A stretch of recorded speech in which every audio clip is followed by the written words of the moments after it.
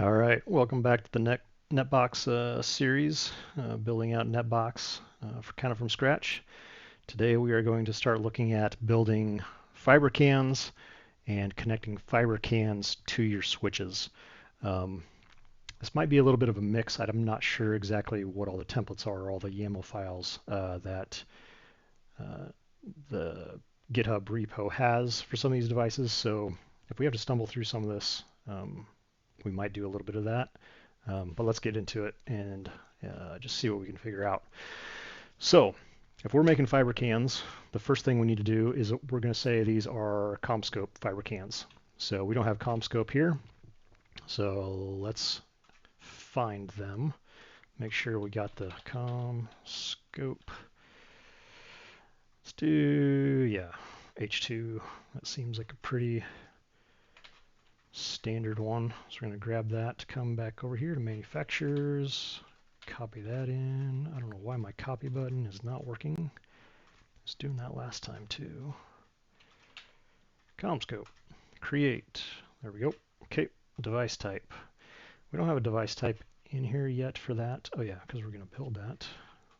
So let's copy this. Copy. And then let's import that. And then we're going to say submit. There's our H2. Let's see if there's any pictures. What is this? What is H2? What? 2U.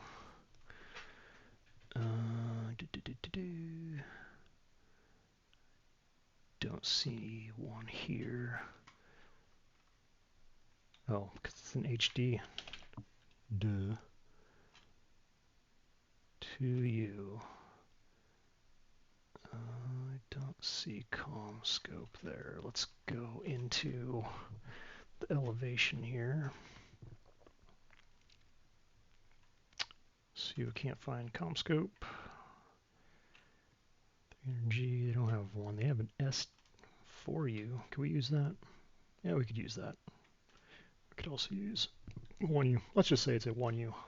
We're going to change this a little bit. We're going to pivot. We're going to grab this. So actually, while we're here, we're just going to grab that just so we know what the front of it looks like. And then let's just say SD1U. There's the YAML file. We'll copy that. Nothing wrong with having multiple device types in. All right, so there's that guy. There's our CommScope.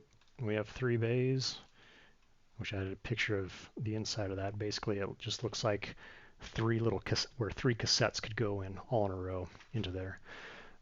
So let's edit. We only have the front image, so we're just going to use the front image. Save. Okay, there's our image of what the front looks like. So you can actually use these bays to put in your cassettes. That's one way to do it. I'm going to show you a different way to do it. How I usually do this is I go into add components and I say rear ports first. We're just going to say we have a 12 strand of fiber going somewhere. So what I always like to do is I like to say rear port to let's just say AT&T.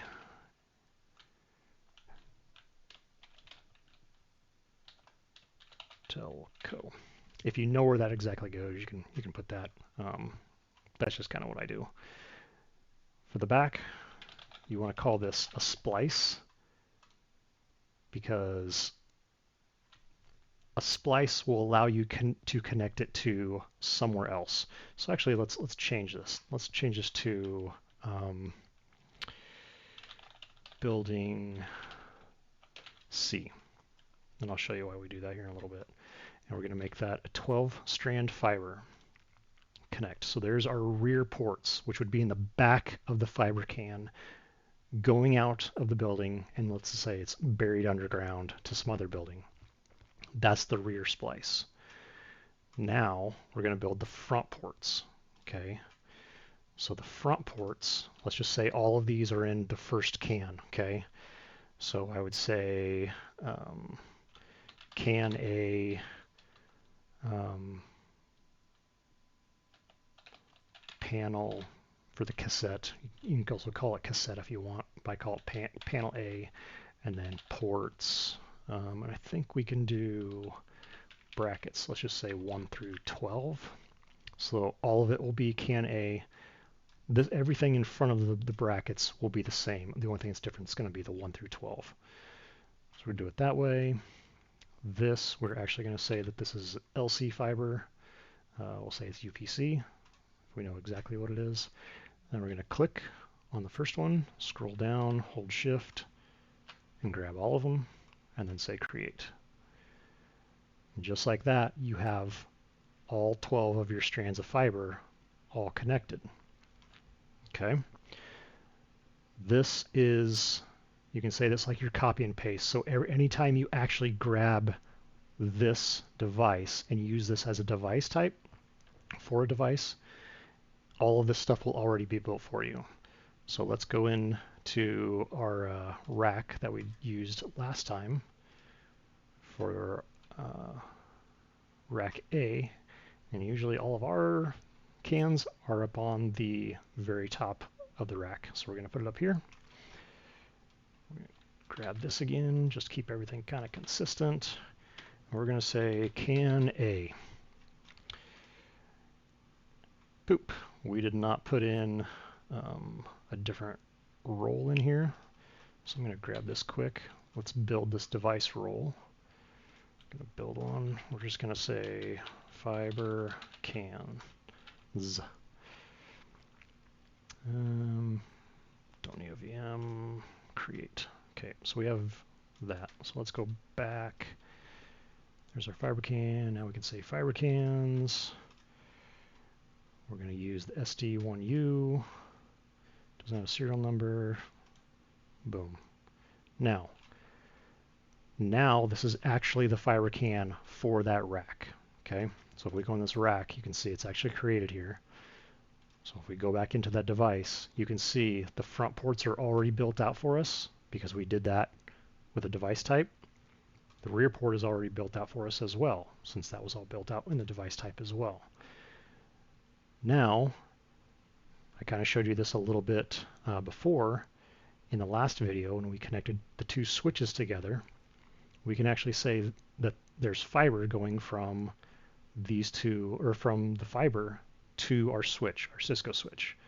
So if we want to do that, we can start here at the can, or we can start at the switch. Doesn't really matter. Let's actually just start at the switch, just so you can see it from that side. We're going to go in, and let's say we're on the interface, 51 interfaces. We're just going to say, let's say that this port here, port 47, is actually going to the fiber can.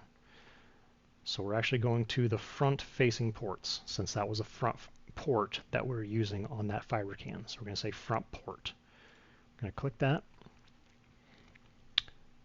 Since this is a front port on side B is what we're going to scroll down. We're going to find our can A. There's our can A. And our front ports, we're going to use port 1 and 2. Okay, so we're going to use both fibers. And we're going to say this is an LC connection. Oop. Multi-mode, single mode, we'll say single mode. And let's just say create. And I'll show you what this actually will look like. So we can scroll down, and you can see it will not say anything's connected here because we don't actually have the other side of it. But you can see we have a switch going to a fiber can. And let's actually change that fiber can since both of those were gray.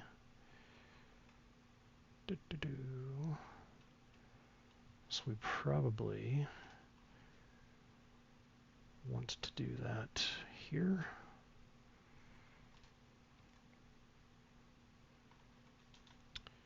Oh no, we need to do device rules. And then we want to do FiberCAN gray. Let's make it light green. There we go. Okay. And as you can see, we have how many devices that we have of each. We have one of each kind right now. So we can actually click on that there too. And it'll take us right to our CAN.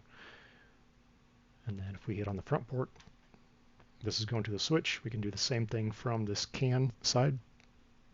Just click on the little 3 dots with the string connecting them. And there you can see our fiber link going from our front-facing ports to our switch.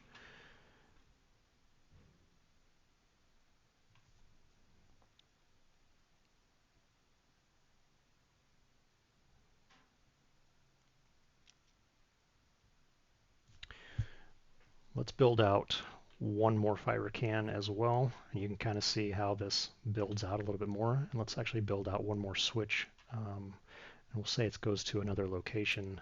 That way you can kind of see what the full extent of this looks like. So let's start building C. Yeah, let's build building C. I think that'd be a good next step. So what we'll have to do is go to branch B, and then let's say we have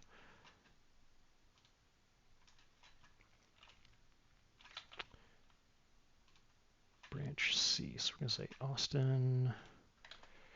This is going to C. Yeah. Do this real quick. Let's say we have a rack there.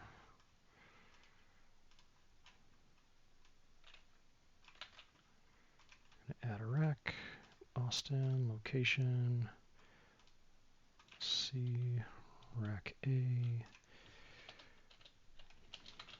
branch B,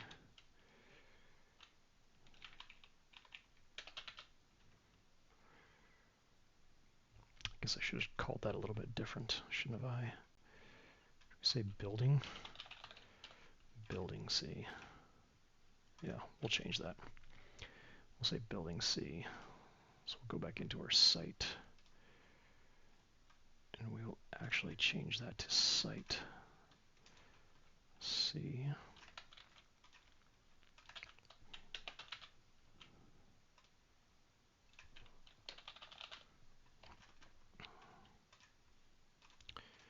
Texas.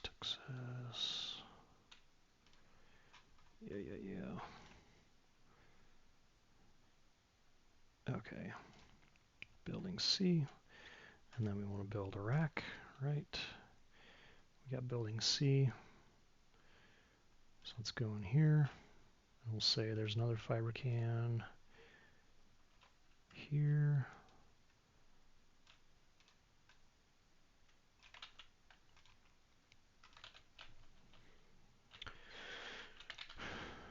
We'll say CAN B so that way it doesn't look as bad.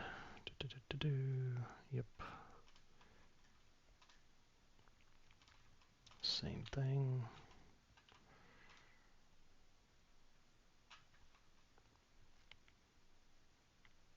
I'm going to edit this.